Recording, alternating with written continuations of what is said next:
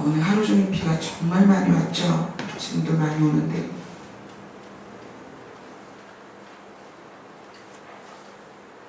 우리 반주자 수지자매님 오는데 옷이 다 젖은 거 보니까 안타깝더라고요. 자, 오늘 제목은 예수 그리스도의 할례입니다. 할례. 본문을 보겠습니다. 골로새서 2장 8절로 11절입니다.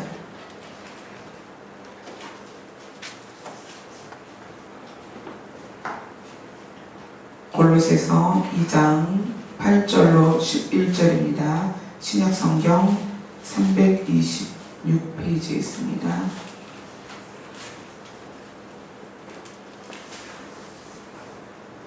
네, 같이 읽겠습니다. 시작. 누가 철학과 헛된 속임수로 너희를 사로잡을까 주의하라. 이것은 사람의 전통과 세상의 초등학문을 따름이요 그리스도를 따름이 아니니라. 그 안에는 신성의 모든 충만이 육체로 거하시고 너희도 그 안에서 충만하여졌으니 그는 모든 통치자와 권세의 머리시라. 또 그 안에서 너희가 손으로 하지 아니한 할례를 받았으니 곧 육의 몸을 벗는 것이요 그리스도의 할례니라. 아멘.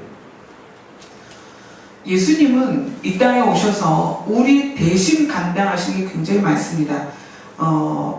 질고를 감당하셨다. 또 우리의 멍에를 가볍게 하시고 여러 가지 문제들, 죄의 문제 우리가 다 알고 있습니다. 근데 오늘 본문에서는 그리스도의 할례라는 단어를 썼습니다. 예수 그리스도의 할례가 무엇일까요? 일단 할례라는 것을 우리가 이해를 하기 위해서는 창세기로 가야 되는데 하나님께서는 아브라함을 불러내서 그때는 이제 처음에 아브라함을 불러낼 때는 아브람이었어요. 이름이 아브라함이 아니었죠. 아브람이었어요.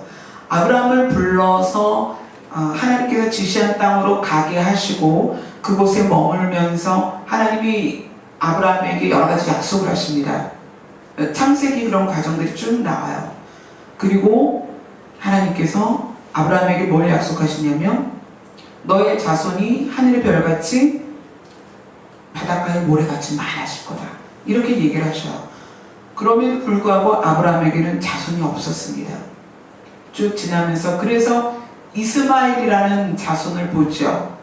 여종 하갈에게서. 근데 하나님은 아브라함에게 아니다. 그 여종 하갈에게서 난 이스마엘은 너의 그 대를 이을 아들이 아니다. 내가 새로 줄 것이다. 이렇게 약속을 하세요. 그러면서 하나님께서 그 약속의 아들 이삭을 보내시기 전에 아브라함과 이름이 이제 아브라함으로 바뀌고 그 아내는 사라로 이름이 바뀌죠. 이 부부에게 이삭이라는 약속의 아들을 주시기 위해서 하나님이 한 가지 통과 의례를 한 가지 일을 행하십니다. 그게 뭐냐면 할례예요. 하나님께서 아브라함을 찾아가셔서 말씀을 하세요. 내가 내년 이맘때에 너에게 아들을 줄 것이다. 그렇게 약속을 하시고 그러면서 무엇을 이야기하시냐면 너는 할례를 행하라. 그리고 너의 그 집안에 속해 있는 모든 남자들은 다 할례를 해라. 그래서 아브라함이 이름이 아브라함에서 아브라함으로 바뀌면서 뭘 하냐면 99세에 할례를 합니다. 99세에. 그리고 그때 이스마엘의 나이가 13살이었어요. 99세에 할례를 하는데 할례를 하는 이유가 뭐냐면 하나님께서 너와 나는 이제 언약된 백성이고 너로부터 시작한 모든 민족은 모든 자녀는 나의 약속된 백성이다라는 표시로 이제부터 너가 낳는 모든 자손들은 또 예를 들어서 외부에서 돈을 주고 산 종들까지도 남자는 모두 할례를 행하라. 할례가 없으면 나와 상관이 없다. 하나님께서 그러시는 거예요. 그래서 할례를 행한 너의 자손은 내가 그들의 하나님이 되어줄 것이다. 이렇게 약속을 하세요. 그리고 99세에 그 나이 많은 아브라함이 할례를 행합니다. 할례는 뭐예요? 남자의 생식기의 표피를 잘라내는 거예요. 그리고 나서 할례를 행한 다음 해에 이삭을 낳습니다. 그건 뭘 의미하냐면 하나님의 약속된 백성은 이 땅의 육의 속성을 완전히 끊어낸 다음에 그들에게 주시는 선물이에요. 그러니까 아브라함에게 이삭을 선물로 주시기 위해서 그 많은 나이에 99세에 할례를 행하게 하십니다. 그리고 나서 정결케 된, 그러니까 육의 모습을 잘라낸 아브라함에게 언약의 백성을 탄생케 하십니다. 그게 할례예요. 그런데 오늘 본문에는 그리스도의 할례다 이렇게 나옵니다. 그리스도의 할례는 무엇일까요? 아브라함이 할례를 행한 그때 99세에 할례를 행하고 나서부터 그 이후에 태어나는 모든 남자는 할례를 행합니다. 이삭이 태어나고 8일 만에 할례를 행해요. 할례가 없으면 하나님과 상관이 없다라는 거예요. 그래서 모든 이스라엘 백성은 그때부터 할례를 행합니다. 언제까지요? 예수님이 이 땅에 오실 때까지. 그것은 전통으로 이어졌습니다. 그런데 예수님께서 그 전통을 거기에서 스톱시키시죠. 어떻게? 자기 자신이 대표로 할례를 하시는 거예요. 예수님은 육신으로 오셔서 아기 때 할례를 하셨습니다. 아기 때 할례를 한 것은 당신에게 속한 거예요. 예수님 자신에게. 그런데 예수님은 십자가에서 육을 찢으세요. 그리고 아브라함처럼 그 찢긴 육을 통해서 언약의 백성을 낳게 됩니다. 그게 누구예요? 예수 그리스도를 믿는 자는 전부 하나님의 백성이 되는 거예요. 그래서 사도 바울은 그렇게 이야기합니다. 할례나 무할례나 이제는 소용이 없다는 거예요. 할례를 받은 사람은 할례를 받은 대로, 할례를 받지 않은 자는 할례를 받지 않은 대로, 그거는 중요한 게 아니다. 왜냐하면 그리스도가 할례를 받으셨거든요. 십자가에서 자기 자신을 베어버리신 거예요.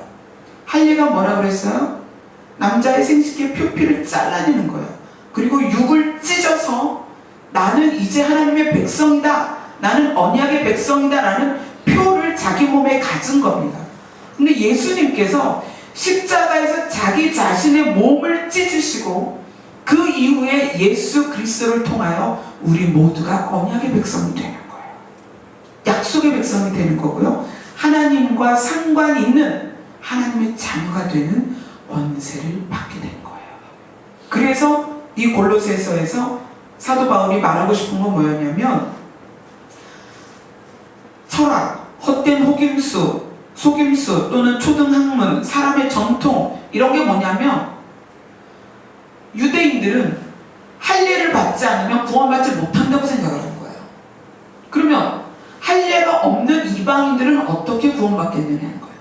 그래서 이방인들 중에 자기가 유대인이 되고 싶고 어떤 그런 걸 갖고 싶어서 스스로 할례를 하는 사람들이 있었어요. 왜냐하면 나도 구원받고 싶거든. 구원받고 싶은데 할례를 해야만 한다고 하니까.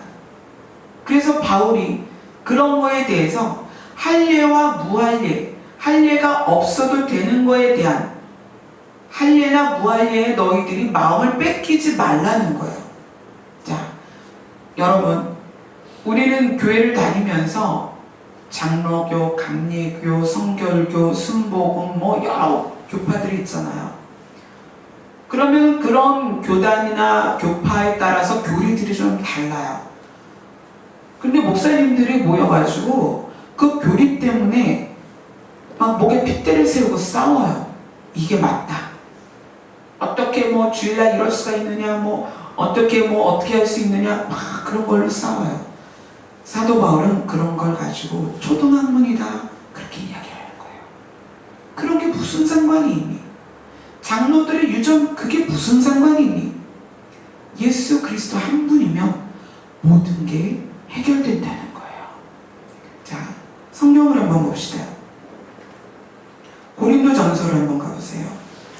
고린도전서 7장 19절입니다.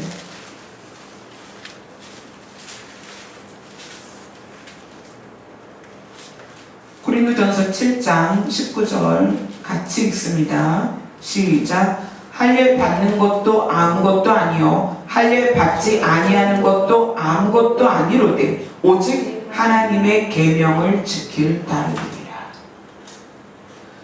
교회마다 또 교단마다 자기들이 세운 규칙에 얽매여서 그것과 다르면 비판하고 비난하고 정죄하고 마치 우리와 다르면 지옥 갈 것처럼 우리와 다르면 천국 가지 못할 것처럼 말하지만 사도 바울은 말합니다. 그런 게 중요한 게 아니라 하나님의 계명을 너희가 지키느냐 그게 중요하다는 거예요. 자, 갈라디아서로 갑니다. 고린도전서 뒤가 갈라디아서입니다. 갈라디아서 5장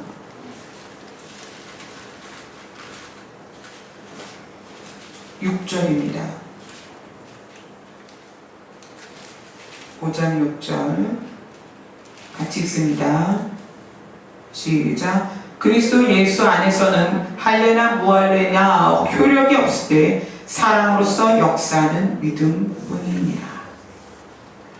너희들 그런 거 갖고 따지지 마라. 절기, 무슨 행사, 무슨 예배 순서, 어디는요 강대상 위치, 뭐 휘장의 색깔, 뭐 그런 거 갖고 또 싸워요. 뭐 이게 오라 저게 오라. 정말 그런 거 아무것도 아닙니다. 뭐가 중요해요? 진짜 중요한 건 사랑이 있느냐예요. 너희들이 그 사랑으로서 역사하는 믿음이 있느냐, 그게 중요한 거지. 너희들이 가지고 있는 그런 규례들, 율례들 이런 거 아무것도 아니라는 거예요. 자, 갈라디아서 6장 15절 봅니다. 6장 15절 같이 읽습니다. 시작. 할례나 무할례가 아무것도 아니로되 오직 새로 지으심을 받는 것만이 중요하니라. 새로 지으심을 받는 게 뭐예요? 할례라는 것은 할례를 통해서 너희가 이전과는 다른 마음 자세를 가지라는 거예요. 할례 이전에는 너희가 하나님과 상관이 없었지만 이제 할례를 통해서 너희가 하나님의 백성이 되었으니까 하나님 백성답게 살으라는 거예요. 뭐예요? 마음도 달라져야 되고 생각도 달라져야 되고 삶 자체가 달라져야 된다는 거예요. 새롭게 되라는 거예요. 새로 지으심을 받으라는 것이 그게 중요한 거지 뭘 어떻게 하는 것이 중요한 게 아니라는 거예요. 사도 바울은 그것을 초등학문이다 이렇게 이야기를 해요. 그래서 그것을 가장 정확하게 표현하는 것이 어디에 나오냐면 로마서입니다.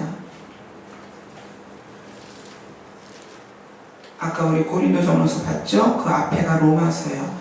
로마서 2장 29절입니다. 왜 예수님께서 대표로 십자가에서 자신의 몸을 찢어서 할례를 행하셨는가? 왜 당신 몸으로서 할례를 행하셨는가? 로마서 2장 29절입니다.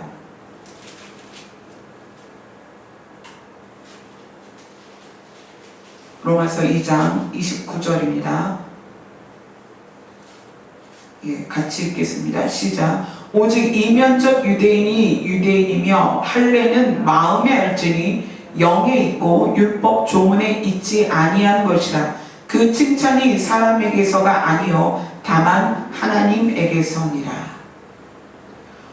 몸에다 한 할례는 사람들이 알아볼 수가 있고 사람들 안에 증거가 됩니다. 그래서 나는 할례 받았으니까 나는 유대인이고 나는 하나님과 관계가 있어 라는 것으로 증명하지 말고 너희들의 마음이 변한 것으로 증명하라는 거예요.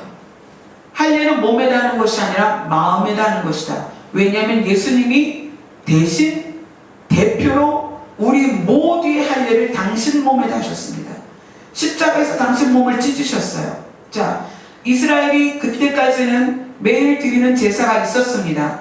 양을 잡아야 했어요. 그러나 예수님이 십자가에서 당신을 제물로 바치셨고, 그 이후에는 우리 모두가 이제는 양을 잡을 필요가 없어요. 왜요? 예수님이 제물이 되셨으니까. 그런데 예수님이 제물이 되셨고 이제 우리가 제사를 드릴 필요가 없다고 해서 쉬워졌느냐? 아니요, 더 어려워졌습니다. 뭐라고 말하냐면 너희가 산 제물이 되라, 이런 말씀을 하셨습니다. 양을 잡아서 제물로 드리는 게 훨씬 쉽습니다. 왜요? 양은 돈으로 사기만 하면 되니까.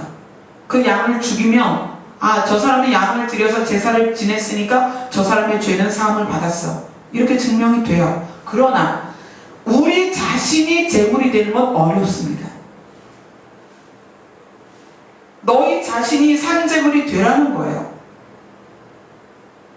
근데 이번에 여기서는 뭐라고 말하냐면, 예전에는 남자들이 자기 몸에 할례를 했으면 끝났어요. 나는 하나님의 백성이야, 이렇게 생각을 했는데, 예수님이 대표로 자기의 몸을 십자가에서 할례를 하시고 우리에게 주문하시는 게 뭐냐면, 너희는 너희 마음의 할례를 하라는 거예요. 마음의 할례는 여러분의 사고방식과 생활방식을 완전히 바꾸는 것입니다. 굳은 마음을 제거하라는 거예요. 미워하고 시기하고 질투하고 원망하고 판단하고 정죄하는 그 모든 굳은 마음을 잘라내라는 거예요. 그렇지 않고서는 우리가 하나님 앞에 나아갈 수가 없어요. 왜요? 예수님이 대신 할례를 행하셨지만 우리가 예수님을 구주로 영접했다는 것이 마음의 할례로 증명이 돼야 됩니다. 어떻게 증명하실 건가요? 여러분의 삶의 모습과 삶의 태도가 바뀌지 않으면 증명할 수가 없습니다. 예수님의 할례는 우리에게 아주 큰 숙제를 주시는 거예요. 여러분이 여러분 마음의 할례가 이루어졌는가 한번 생각해 보세요. 우리 마음의 할례가 이루어졌다면 우리는 삶도 바뀌어야 됩니다. 그래서 누군가로부터 그것이 그리스도인이다, 그리스도인답다, 저 사람 보니까 내가 교회 가고 싶다라는 증거를 받아야 됩니다. 그것이 우리 마음의 할례가 증명되는 거예요. 그래서 육의 할례는 쉽습니다. 그러나 우리 마음의 할례는, 우리 영의 할례는 아주 어렵습니다. 그래서 그것이 우리 힘으로 안 되는 거예요. 우리 대신 할례를 행하신 예수 그리스도 앞에 나아가서 그분에게서 그분의 마음을 우리가 받아야 돼요. 그분의 영을 우리가 받아야 돼요. 그래야 우리가 우리의 마음의 할례를 행할 수 있습니다. 단지 예수 그리스도가 십자가에서 죽으신 것으로 우리의 할 일이 다 끝났는가? 아니요. 예수님이 주신 그 새 계명을 우리가 이루어 나아가야 돼요. 너희들이 할례나 무할례나 다 소용이 없으나 너희는 하나님의 계명을 지켜야 한다. 하나님의 계명이 뭐예요? 사랑이라는 거예요. 그 사랑이 마음의 할례를 받지 않으면 절대 할 수 없는 거예요. 우리의 굳어진 마음으로는 절대 사랑할 수 없어요. 그래서 우리가 우리의 마음의 할례를 위해서 예수 그리스도 앞에 매일 나아가야 하는 거예요. 예수님 앞에 나아가서 그분의 마음을 공급받고 그분의 사랑을 공급받고 그분의 은혜를 공급받고 그분의 능력을 공급받아야만 우리가 우리 마음의 할례를 행할 수 있다는 거예요. 그리고 할례를 행한 상태에서 그 마음을 유지해서 언제까지? 주님 다시 오실 때까지 마음이 굳어지지 않도록 우리가 그렇게 살아야 합니다. 제가 이 말씀을 준비하면서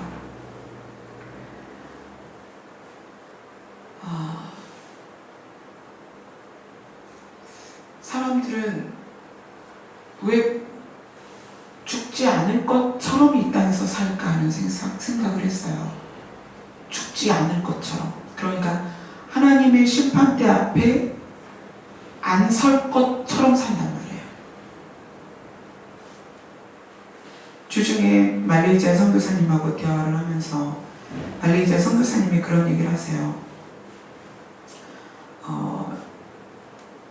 새벽 예배도 잘 나오시고 또 교회 봉사도 잘 하시고 늘 주기도문을 외우면서 그 선교사님을 잘 도와주시던 어떤 집사님이 계셨는데 갑자기 돌아가셨대요. 근데 갑자기 그 돌아가시는 자리에 선교사님이 가서 이제 임종을 지켜보는데 분명히 예배도 잘 드리고 교회 일도 제일 열심히 하셨는데 돌아가시는 모습을 보면서 아, 이분은 천국까지 못했구나라는 게 보이더라는 거예요. 저는 저희 친할머니 돌아가실 때, 우리 시어머니 돌아가실 때, 또 우리 목사님 돌아가시는 걸 쭉 보아왔잖아요. 그런데 천국 가시는 분들은 굉장히 편안하게 돌아가세요. 몸이 뒤틀리거나 눈을 부릅뜨거나 그러지 않습니다. 다 편안하게 돌아가세요. 우리 할머니도 그렇게 돌아가셨고 우리 시어머니도 아주 편안하게 그냥 훅 하고 숨 내쉬고 돌아가셨고 우리 목사님은 뭐 돌아가시고도 몇 시간 동안 몸이 굳질 않았어요. 제가 그랬잖아요. 분명히 병원에서 목사님 임종하셨습니다 했는데도 제가 가서 귀에다가 막 이야기를 하니까 눈물을 쭉 흘리시더라고요. 그러면서 정말 편안하게 가셨어요. 몸 하나 어디 굳은 데가 없이 그렇게 돌아가셔서 또 천국 가신 모습을 또 여러분들에게 보여주셨는데 그 말레이시아 선교사님이 그분 이야기를 하시면서 그 신앙생활 그걸로는 장담을 못 하겠다는 거예요. 돌아가실 때 막 눈을 부릅뜨고 이렇게 완전히 그 악한 모습으로 돌아가셨대요. 그리고 나서 아니 왜 이분이 이렇게 돌아가셨을까? 왜 돌아가시는 순간에 천국으로 못 가고 이렇게 됐을까 했는데 보니까 돌아가시고 나서 보니까 가정에서 그 사모님 그 부인과의 그런 선교사님도 몰랐던 그런 삶이 있었던 그리고 선교사님한테 말했던 내용의 반이 거짓말이었더래요. 돌아가시고 나서 하는데 그래서 결국에 구원을 못 받았구나 그러면서 자기 자신도 늘 죽음을 옆에 끼고 산다 그러면서 죽음이라는 것을 늘 생각하면서 산다며 내가 내일 죽든 오늘 죽든 내가 죽으면 하나님 앞에 간다 그 생각을 하고 살면 우리가 마음의 할례를 안 할 수가 없어요. 우리는 마음의 표피를 베야 됩니다. 굳어진 딱딱한 상한 우리의 마음을 갈라내야 돼요. 갈라내고 새로 하신 마음으로 주님 앞에 나아가야 됩니다. 예수님이 우리 대신 십자가에서 당신 몸을 찢으신 것 우리가 우리의 마음을 찢는 것을 돕기 위함이에요. 당신 자신의 몸을 찢으시면서 그 고통을 느끼시면서 우리의 마음을 우리가 찢기를 원할 때 예수님은 기꺼이 도와주십니다. 내가 내 몸도 찢었는데 내가 너의 몸에 너의 마음의 할례를 내가 도와주지 않겠니? 주님은 도와주십니다. 여러분이 주님 앞에만 나아가면 여러분의 마음의 할례를 주님께서 도와주십니다. 우리가 마음의 할례를 늘 이루고 유지해서 주님 오실 때 정말 기쁜 모습으로 주님 앞에 설 수 있는 여러분 되시기를 소원합니다. 기도하겠습니다.